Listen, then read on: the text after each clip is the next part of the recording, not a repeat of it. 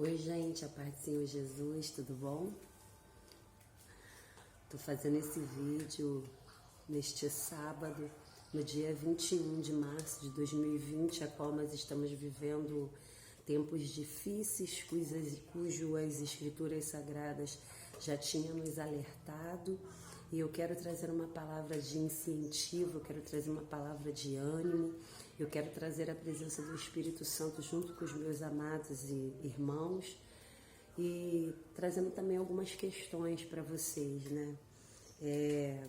Gostaria muito que vocês pudessem orar não somente pelos pastores de vocês, mas por todos os pastores a qual se encontra em uma posição muito delicada neste momento. Porque se o pastor abre a igreja, ele é um delinquente. Se o pastor fecha a igreja, ele é homem sem fé. E nós temos que estar obedecendo à lei do homem.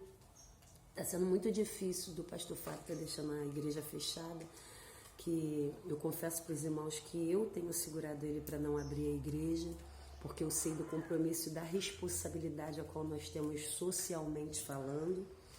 E quero falar para os irmãos que na época do Egito, o povo tinha Moisés. Moisés, ele era inspirado, conduzido, né? Instruído pelo Espírito Santo para poder estar trazendo as instruções para o povo. E a palavra do Senhor vai dizer de que havia pragas no Egito e na mesma terra, ali do ladinho, o povo de Israel, eles não absorvia nada do que Deus fazia com o Egito. Quando, por exemplo, o pastor ele fala muito isso, quando a água do Egito virou sangue. E dentro da cidade dos israelitas, dos hebreus, havia uma fonte de água limpa. E essa fonte, ela passava, né, pela mesma água dos egípcios. Quando Deus permitira com que os animais viessem a morrer, o dos hebreus estava vivo. Quando houve fome no Egito, os hebreus não sentiram fome porque eles tinham o que comer. Aí vai naquele versículo que nós estamos agarrados, né? Que é Êxodo capítulo 23, versículo 25. Os irmãos que não vieram à igreja, ou até aqueles que vieram, que possam estar refletindo, se agarrando nesse versículo, né? E aqueles que servirem ao Senhor, Deus virá, abençoará o seu pão, a sua água e tirará eles do meio da enfermidade.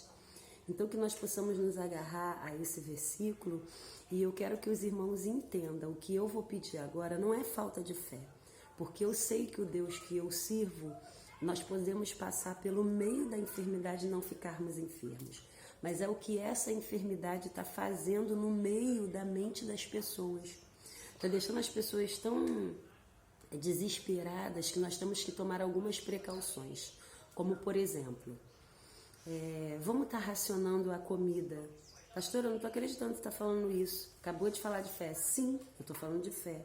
Mas não vamos fazer nada exageradamente. Você que tem criança, sabe que ela come pouquinho, não coloca muito para sobrar.